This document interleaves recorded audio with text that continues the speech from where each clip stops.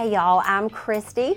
I'm from Hattiesburg, Mississippi. This has been my 4th and final year on the team, and it's been a blast. I decided to audition at my 40th birthday, and the auditions were in April. So I had been training for a couple of months. It was a 2-hour drive to the workshop, and in that 2 hours I did a lot of thinking.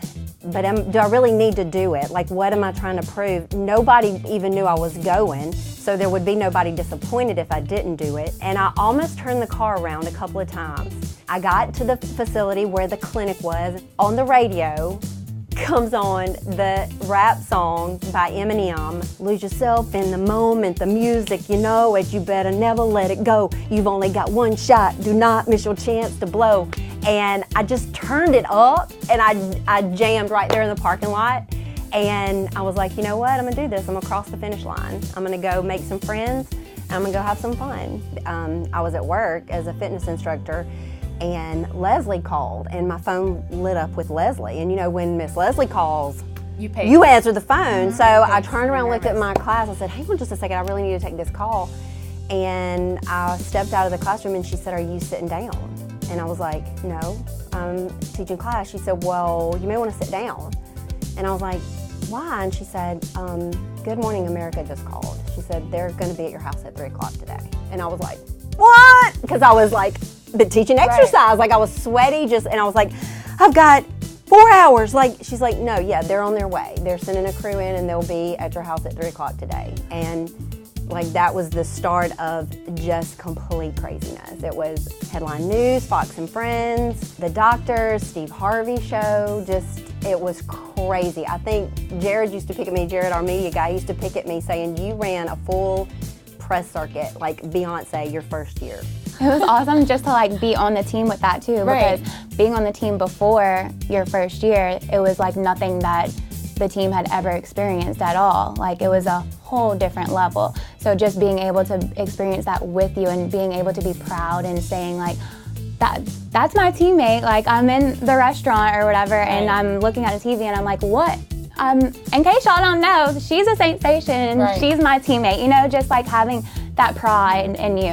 ESPN was there, you know, covering the story. Well, I'm a rookie, you know, first of all, so no pressure there, but then we're gonna put an ESPN camera right in front of you while you're dancing. And all I remember, I went to do a double pirouette. And I do not know if I did 1 1/4 or 2 1/4. But when I opened my eyes, which that's your cue right there, is why did you close your eyes during the pirouette? When I opened my eyes, I should have been looking at the end zone, and I was looking at Brooke. And I was like, let's go. You know, I just kept right on going with the Taylor Swift song, but I was like, that's awesome. ESPN just got that. Like, let's just finish this dance. Mortified, completely mortified. Yeah, we've all had those moments. And I remember Tamika filming me on her phone for the first time, because we do practice speaking and public speaking to be ready to make appearances for the Saints. And of course, I opened my mouth, and out comes this, you know, accent. And she stopped and she put her phone down, because we're just practicing. And her words to me were, they're gonna love you. And I said, who? And she said, the fans are gonna love you. And I just want the fans to know I love you right back. And I thought, I thought, how do you say goodbye? How do you say goodbye to